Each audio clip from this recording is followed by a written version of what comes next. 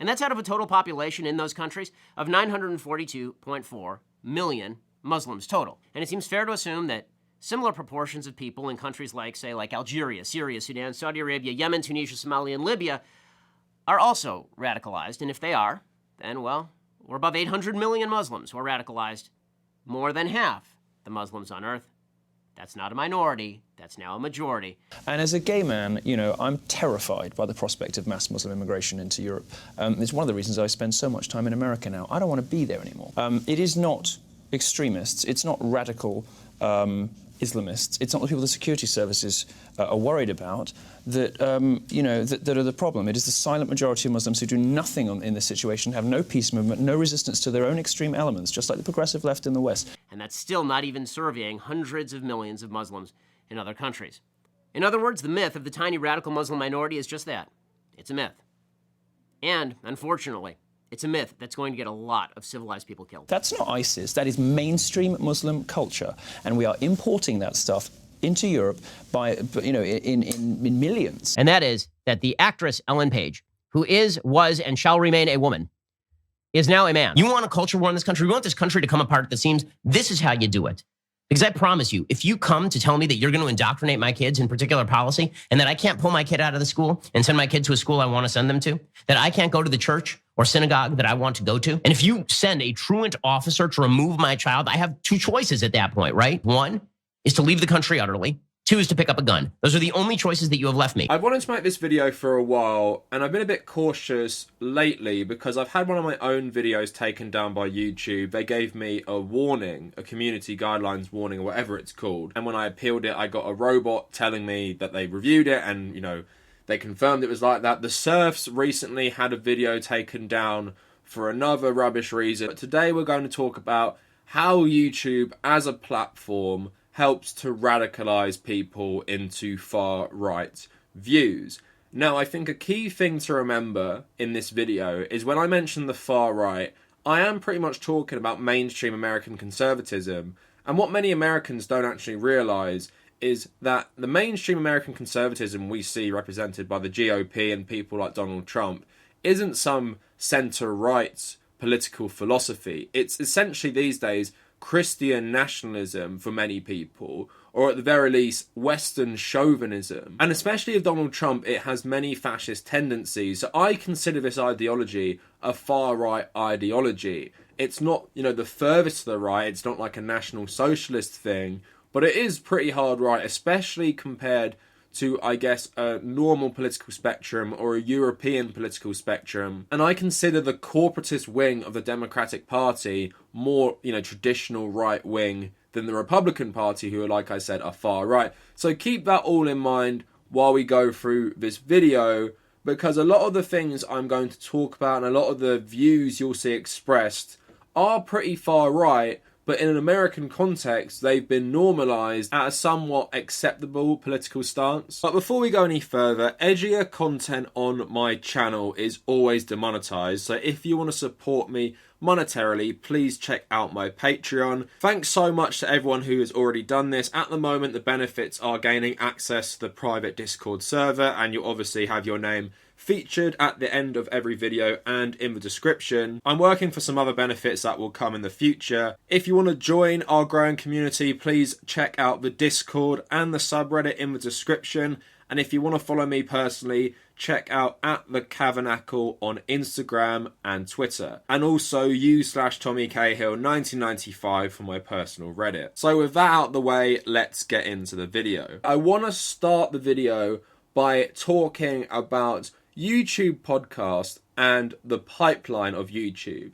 Now, loads of people have done videos on this. I've done my own videos on this topic before, but I feel like it's an interesting start to this and to frame how people get pushed towards these far-right figures on YouTube and how YouTube is incentivized by their popularity, by the views, by the ad revenue they generate to continually help people reach these guys. So I'm talking about Ben Shapiro's, your Steven Crowder's, your Dave Rubin's, and all these different people. Now, Caleb from Faraday Speaks, you might have heard of him.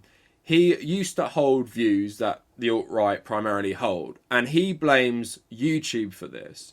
Now, here he is talking about how watching certain creators collab with each other pushes you further down this rabbit hole. And oftentimes with podcasts, the conversation is quite amicable, civil. There isn't much challenging of ideas.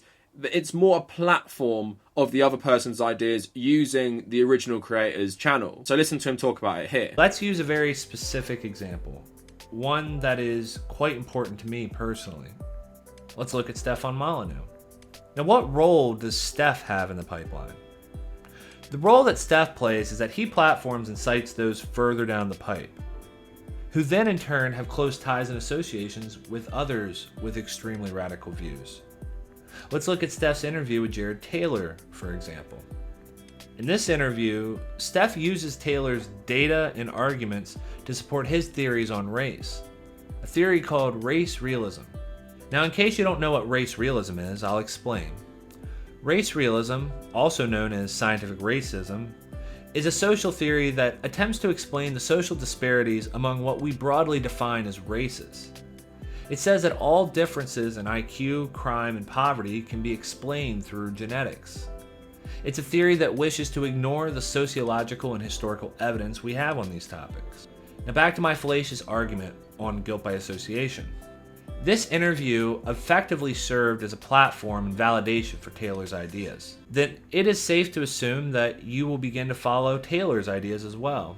Taylor will then do collaborations with the likes of Richard Spencer, who collaborates with the likes of Mike Enoch or David Duke.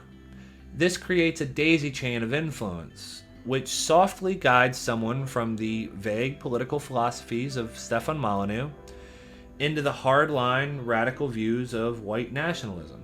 And that is coming from someone who was radicalized by this stuff. The Surfs also did a good video a couple years ago, I think now, where they outline this sort of spider web. So take a look at this stuff as well. So Joe Rogan has Dave Rubin on his show. Fans of Dave Rubin now start following Joe and vice versa. Then Dave Rubin has Stefan Molyneux on his show and the same effect occurs. Then Stefan Molyneux does a video defending Richard Spencer, and you can see how far down the rabbit hole you've sunk. So some of these podcast sort of formats were mentioned, but I want to apply this to even people like Joe Rogan and H3H3. In their rush to gain popularity and views, these two podcasts would platform people who are pretty controversial. So let's take Jordan Peterson, who's been on both of them. He's been on the Joe Rogan Experience multiple times. Now, I have to clarify this every time I talk about him, but I don't think Jordan Peterson himself is like a national socialist or on the alt-right or holds really far-right views, even though I do think he does in some regards. But what he often does is parrots fascist conspiracy theories about cultural Marxism. I've made multiple videos about this, but he always talks about this stuff. He is insanely paranoid. He has Stalinist propaganda throughout his house to remind him to never let the communists take over. And, you know, he has this conspiracy that Marxists are infiltrating academia to brainwash young kids to go against Judeo-Christian Western values. So you have someone like that on your podcast. Damn, you know how to keep it in. That's a man's ways. Well, Jordan Peterson has also collaborated with Dave Rubin. He's also collaborated with Stefan Molyneux. And Faraday was talking about Stefan Molyneux because he himself helped radicalise Faraday. But Dave Rubin has had a ton of controversial far-right figures on his platform as well, including Tommy Robinson. So when you watch Jordan Peterson on Joe Rogan, and you might not be that political, you might just watch Jordan Peterson, YouTube is then going to start recommending you things like Dave Rubin and Jordan Peterson, maybe Stefan Molyneux and Jordan Peterson back in the day when Stefan still had his channel. And then from there you go down this rabbit hole. And especially the larger platforms like your Ben Shapiros, your Dave Rubins, your Steven Crowders, they have the most bigoted people on, spreading very, very far-right bigoted views, most of the time unchallenged. And that's the problem with this podcast format. In regard to Joe Rogan and H3H3, maybe they don't have the capability to properly challenge these people, although I do find it pretty interesting how often they'll never say anything back to them. So Joe Rogan had Elon Musk on. Elon Musk has personally bust unions in his Tesla factories. Maybe ask him about that. Maybe ask him about some of his controversial views about Mars and everything. But then you got to think about,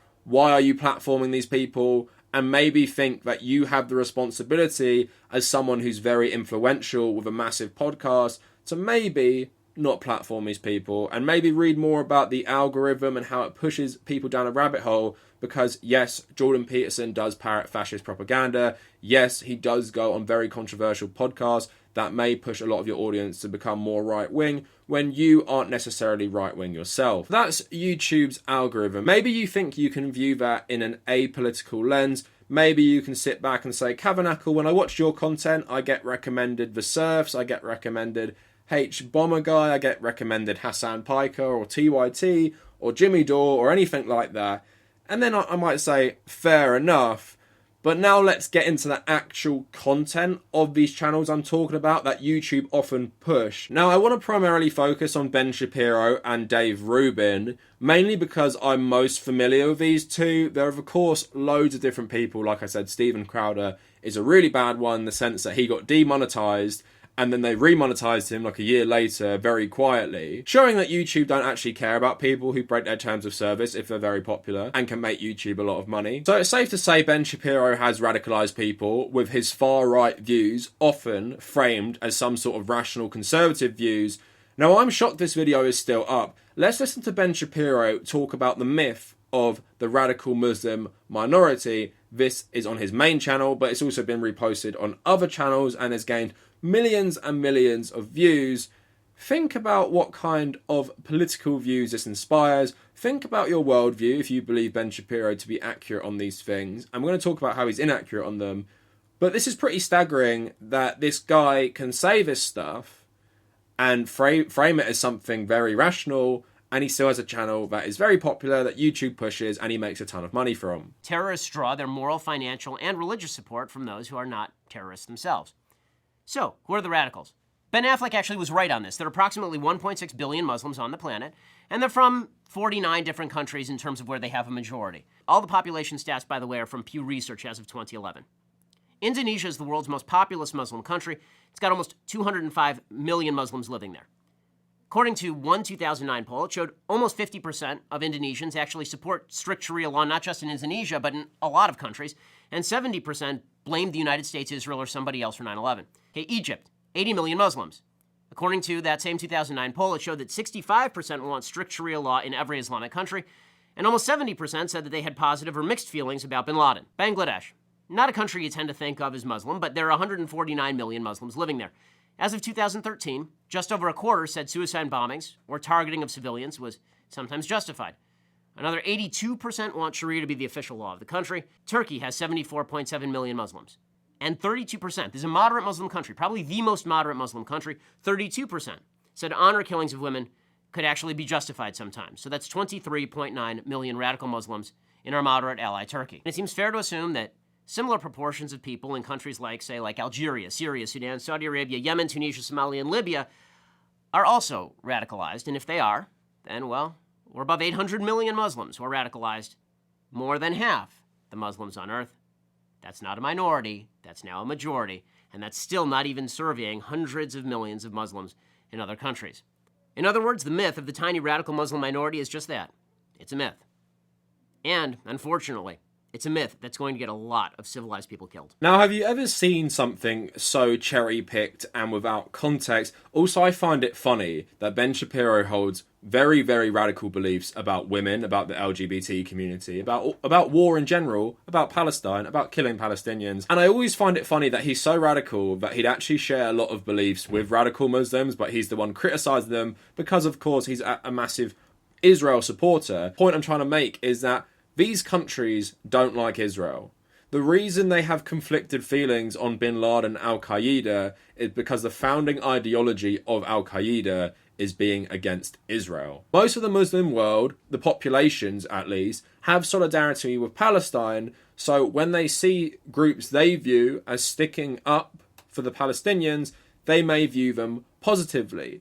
Now, it's also funny how he does ignore countries that might contradict him. And it's also funny how when he's talking about Turkey, which has like 100 million Muslims, and it's 30%, he's still saying that's really, really bad. And people like Ben Shapiro support discriminating against people based on their sexuality. And you're really going to start lecturing us about how scary Muslims are. I'm more scared of people like you, who is listened to by millions upon millions of people who makes a load of money off YouTube to promote this propaganda, to whip up hatred against a group you don't like and cherry pick facts. And again, there's no context. How poor are these countries? What economic system do they live in? Do they have authoritarian dictators? Do they have free access to the internet? Do most people there have access to the internet? Do most people go to school? All these different things help breed religious extremism and religious fundamentalism. But also missing from this analysis is a lot of people are extremely poor.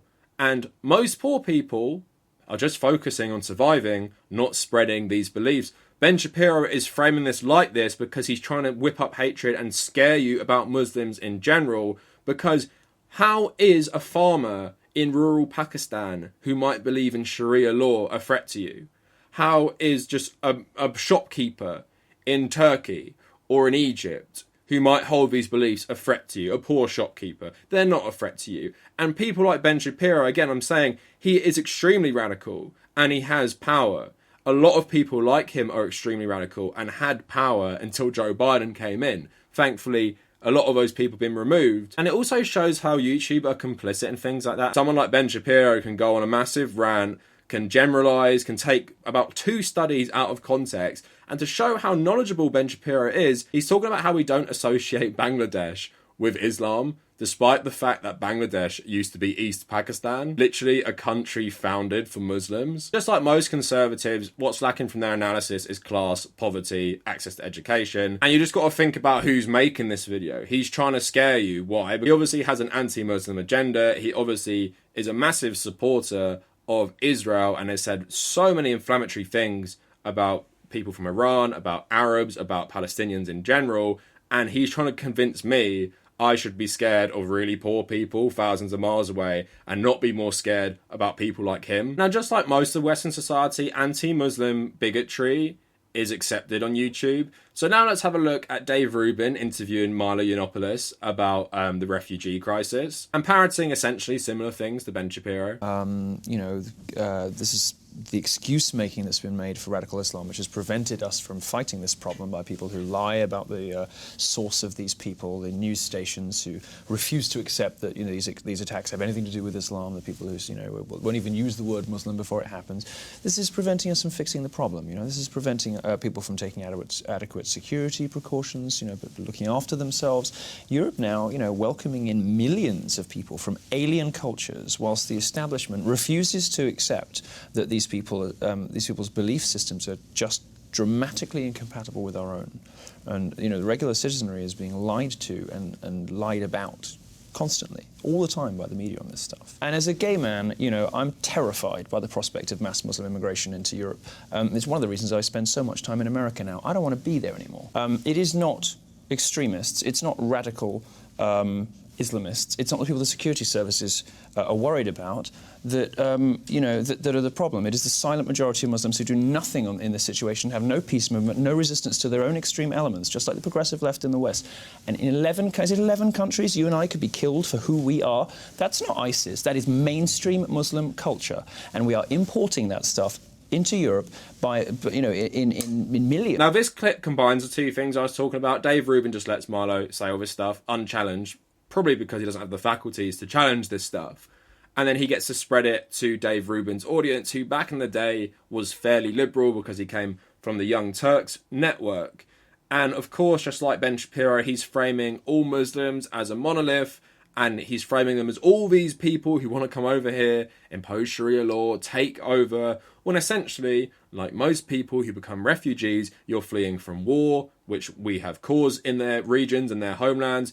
They're fleeing from famine, they're fleeing from political persecution, and they're coming to the West because it's wealthier and they want to live a better life. Like I said, most of these people are extremely poor. You think you're importing thousands of rich Saudis like Osama bin Laden to come here and start some political movement or insurrection against Western governments? And like I made a point in my other videos about this stuff, even if we became Muslim majority countries like the UK, for example, the political power has always been concentrated in the same types of people in this country. A lot of people in the Tory party can trace their ancestry back to rich people from the 1200s. We've been ruled by the same people forever. In Syria, for example, Assad is from a Muslim minority sect, yet he still holds power. This has happened throughout regimes, especially ones propped up by the West. Just because you might have more people who believe a certain thing doesn't mean they're going to take over, doesn't mean they have the political power, because they don't. If a bunch of poor people come over from Pakistan to the UK,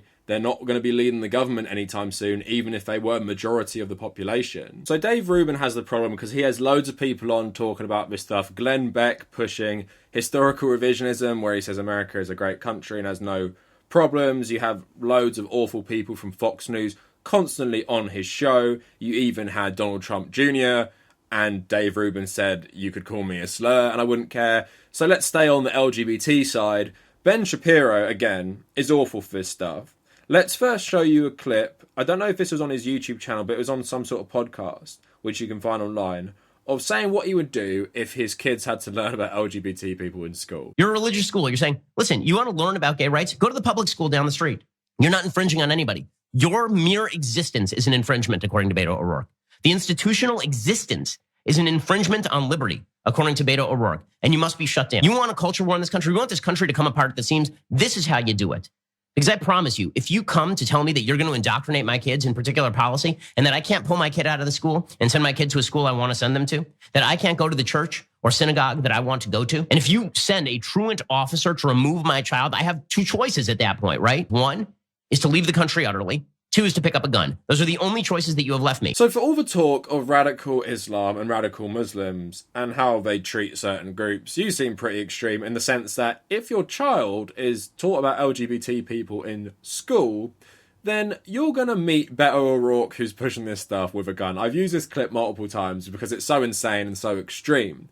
Because you're saying that infringes on your rights as an American. So that's pretty harsh and pretty awful. But now let's go into a group that people don't care about in general, and YouTube certainly doesn't care about. Let's talk about trans people. So of course Ben Shapiro weighed in on Elliot Page, the actor formerly known as Ellen Page, and we call him Elliot Page now because they're transgender.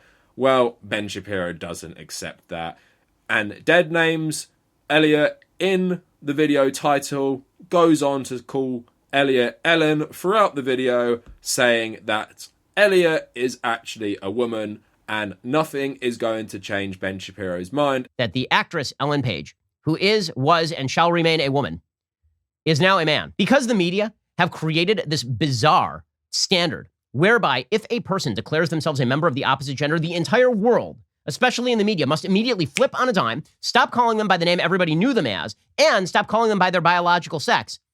You end up with complete nonsense, just complete bleh, coming out of the mouths of the media. However, it being a free country, I am also free to point out that Ellen Page is, was, and shall remain a woman. Because Ellen Page is in fact a woman. So Ben Shapiro said he doesn't care, he says it's a free country, and then goes on a big rant how he does actually really care. Again, pushing lots of bigotry, and YouTube is complicit in this. YouTube pushes these people. The YouTube algorithm allows the various far-right people to platform each other, pushing you further down the rabbit hole. And when you're down the rabbit hole, what are you fed by these popular people who've been normalised? You're fed Muslim bigotry, you're fed racism, you're fed bigotry against the LGBT community. And I don't know the specifics of his monetization on YouTube, but I seriously think most of his content would be monetized, if not all of it. I think the same goes for groups like TYT. I think the small creators get shafted no matter what, because as you've seen from my Patreon intro, all my stuff is basically demonetized. I barely make any money. So fuck it, I'm just going to do it. Let's talk about the ongoing health crisis. I'm not even going to say it because I know YouTube are going to be looking for it if I say this stuff. But right-wing YouTubers like to constantly promote conspiracies about this stuff. Saying masks don't work, masks don't slow the spread, saying lockdowns don't work, everything like that. Now, we can argue about all this stuff. You know, I'm currently in a country under another lockdown, and it sucks, and it does. But I would rather be locked down and less people die than loads of people die just having no lockdowns at all. I'd rather people wear masks in close quarters, in shops, for example, everywhere like that, because you don't need to be a genius to tell that a mask doesn't stop all air coming out of your mouth, and it stops a lot of air coming out of your mouth, and this virus spreads through the air, and if you're sneezing or coughing, it will reduce it. Do you guys put your hand over your mouth or with a tissue when you sneeze or cough? Most of you will. Just apply that to wearing a mask. I don't know how hard this stuff is for people, but Americans are obsessed with individual rights and freedom. Now, YouTube have policies about disinformation about this stuff. So I find it surprising that through this pipeline and through these far-right figures they promote, like Tim Pool, and I'm not going to say Tim Pool's a liberal like he pretends he is, because he's not, only reads right-wing, far-right sources on his channel, constantly promotes conspiracy theories and everything like that, constantly talks about, civil war and everything. So this guy is no moderate. But YouTube likes to promote these guys. YouTube lets these guys monetize all their content and stay on the platform while millions of people listen to their garbage. And you wonder where all these groups come from. I'm thinking of one conspiracy group in particular, which I'm not going to mention because that is how one of my last videos got taken down. But let's have a look at Tim Pool and Ben Shapiro talk about masks and lockdowns. There are mask mandates all over the world. Okay, and in many countries with the mask mandate, you can see the charts. The rates of COVID are here. There's a mask mandate, goes into place here, goes like this for a while, and then boop, it just spikes during the winter, just like a second wave. Right? And here's the reality about wearing masks. Mask wearing is good for protecting other people, apparently. Apparently, this is what we are told. Okay, we have not a lot of evidence to disprove that at this point, but it is not true that wearing a mask is likely to protect you unless you are wearing like the finest, highest grade caliber of medical mask. However, the evidence suggests that for the vast majority of people, meaning nearly everybody, who is wearing the same mask all day, putting it in their pocket, taking it out, putting it back on their face, messing around with their mask, that the chances that you're going to be prevented from getting COVID by wearing a mask that is not an N95 are actually quite low. And there's this baseline assumption by people on the left that fulfill their sort of quasi-paganistic mandates to do X, Y, or Z, you won't get COVID, and that just isn't true. I know a lot of people who mask up regularly, and many of them have gotten COVID. You're too stupid to determine when you can be in contact with other people. You're too stupid to determine whether you can have a Thanksgiving family dinner with a bunch of people under 30. You are too stupid to actually determine the course of your own life. Well, now many of these same people are telling you that you are selfish and you are putting us at risk for daring to have Thanksgiving with your family. Sorry, it's not going to work. People across this country are starting to reject these lockdown orders. According to a poll from Gallup, around 33% said they would be very unlikely to actually shelter in place if so ordered. Well, Joe Biden has said that there will be a dark winter, a COVID lockdown. This will destroy the economy. It'll ruin many people's lives. And I think we already know what's going to happen based on what we saw earlier in the year. Joe Biden has said he's not so much for lockdowns, but he will trust the scientists. And who's advising Joe Biden? A guy named Dr. Osterholm, who says we need a 6-week national lockdown. Remember when they said 15 days to slow the spread? 15. That turned into 9 months. What do you think 6 weeks to slow the spread is going to turn into? Certainly many people on the left are terrified of COVID and think it's probably a really bad thing. But we have the economy to consider. And there's already a study going around saying that masks only work if everyone does it, but not everyone is doing it. And to the people that don't agree with it, probably would like to know that there are millions of people saying, I'm going to spend the holidays with my family. It almost feels like we're being punished for wanting to spend time with the family. They say, if you do this, it will make the lockdown longer. Will it?